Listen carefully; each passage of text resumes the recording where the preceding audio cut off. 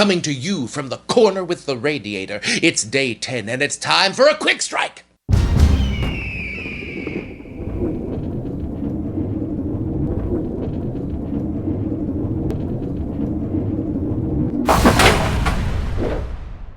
Hello and welcome back to the Dohyo here on Mr. JWags channel. It is time for a quick strike, a small, tapa-sized amuse-bouche of an episode that we release mid-Basho to keep us all excited and reacting to what is happening in the current January Basho. And of course, we are going to be discussing through day 10 of the January 2023 Basho. So, if you have not watched through day 10, stop, watch them, and return to us.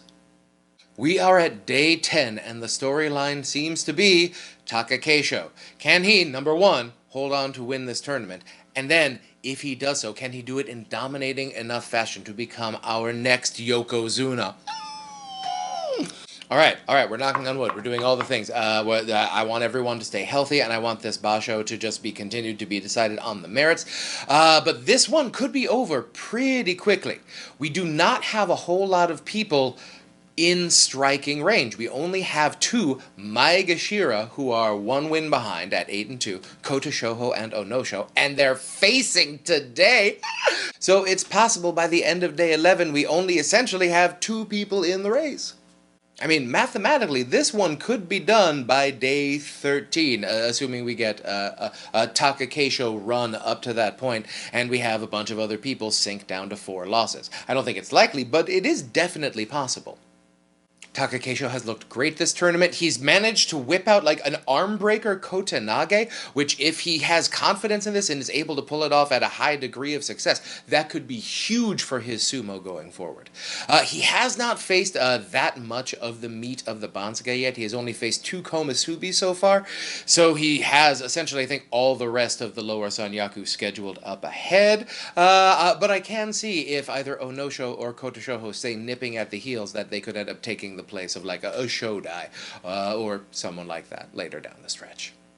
Kota Shoho and Onosho both overachieving, and even I, who love Onosho and expected him to have a great tournament, didn't see him in second place on day 10. His knees are looking great. He has not fallen victim to the slap forward sort of defense that has been plaguing him for ever since his knees gave out. If he has truly found a new center of balance with his new knees, this is a possible amazing thing for Onosho, and a possible tiny leap in his career that could get him up, well, back up into the Sanyaku. And Onosho and Takakeisho are rivals from high school, old school chums / rivals. What is a better storyline than that? I would love it if it came down to a day 15 Onosho Takakeisho thing. I'm not sure that our Maegashira have that kind of skill in them if they get heavily promoted in the next 5 days. Kota Shoho, he's hurt me so many times before. I don't know if I can go back. But I'm very excited to see his sumo. He has not faced anyone ranked above Maegashira 7. That was Uda. That fight today was amazing. I'm very sure that if he beats Onosho today, he will be heavily promoted on the stretch, and he will not do very well up there. To begin with, he's still very, very young. Yeah, 22. But he's still very young for the division. I see a lot of growth in him this year, but I don't think this is going to be a Kota Shoho Yusho. We have 4 wrestlers at 7-3, and in my opinion, they're all sort of overachieving, and good for them. Tamawashi, 7-3. Came out with a surprise Yusho last year, his second, another one. I don't think he has another surprise Yusho in this. He tends to tail off in the second week. Let's see. Nishikigi, I was expecting to have a thoroughly mediocre tournament, but he has managed to defy my expectations. He's a very fundamentally sound Rikishi. Let's see how long he can stick around at mid-Maegashira. Hirado Umi. Oh, this was so interesting, because I was like, between him and Oho, I was like, well, they both had good tournaments, but is this a true leap in talent? And they have both gone in completely different directions. Hirado Umi seems to have figured something out, and I'm expecting Kachikoshi, and I'm very interested to see where his true talent level is right now. And Azumaryu, the old veteran, 1 win away from his first Kachikoshi in the top division. Best of luck to you, buddy. Hope you can get it. Now, I love all 4 of these guys, and I'm so happy they're having a great tournament so far.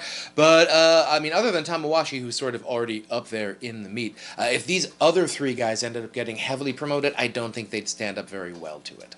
So yeah, the Yusho race right now is, can Takakeisho just not fall down for the next 5 days? Now, of course, the A plot, Takakeisho. Can he get the Yusho? Can he get the rope? The B plot seems to be, how many people are we going to lose from mid to low Maegashira to Juryo or Intai? Ooh, I mean, just at day 10, I already have 4 definite demotions. We've got Ichinojo, who of course was suspended, Okino Umi, who went Intai, so everyone at like Maegashira 13 and below just got a half rank promotion. Tochinoshin went Kyujo, and Chiyomaru, of course, has just gotten his Makekoshi at the very bottom of the Bansake. He could stay up, but all signs point to him not winning out in the last 5 days and getting Bansake luck. And on top of those 4, we have 3 other guys who I think need to win at least 3 of their last 5 to stay up. Mitoryu, Tsurugisho, and Oho. Now, Oho is really surprising. He had sort of a breakout tournament, a mini breakout tournament last Basho. I was expecting him to at least make Makikoshe. This seems like an injury, or something has just gone very, very wrong, and we're just hoping that he can correct it for the next tournament. I'd say he needs to end with 4 wins to avoid a demotion. And then we have a couple guys like Takara Fuji and Chio Shoma, where if like at worst case scenario for them and they just like completely crap the bed down the stretch, they will end up in Juryo. So our error bars for demotion are already 4 to 9 wrestlers up for demotion. Now Juryo is a little bit more mixed up. We don't have anyone who I think is a definite promotion at this point, but we do have 6 guys who, if they win 3 of their last 5, I think have definite promotion cases. Bushozan, Hokuseiho, Tohakuryu, Kinbozan, Daishoho, and Asanoyama. Okay, so I expected Asanoyama to do well. 10-0 is very, very well. If he gets to 13 wins, I think he will start knocking on the door of a promotion. I think 14 wins gets him back up to Makauchi 1 and done.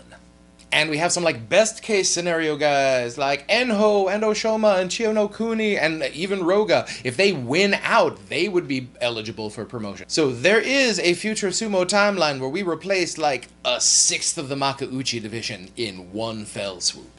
We had 3 wrestlers coming into this tournament who were on at least nominal Ozeki runs, Takayasu, Wakataka Kage, and Hoshodyu, all at Sekewake, all coming off good to excellent tournaments, and ooh, they have not been doing that well.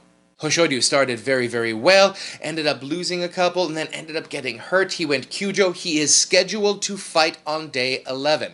So let's hope whatever it was that happened, he's managed to get over it enough to be able to get his Kachikoshi, maybe even up to like 9 wins, and stay on this Ozeki trajectory. Takayasu, of course, Kyujo, still Kyujo. He's going to stay in Makauchi, and I think, oddly enough, this sets him up far, far better for a surprise Takayasu Yusho in March than it would had he stayed at Sekiwake. Wakataka Kage, he's still up there, still fighting for Kachikoshi, and I realize he's fighting for Kachikoshi at the literal top level of sumo.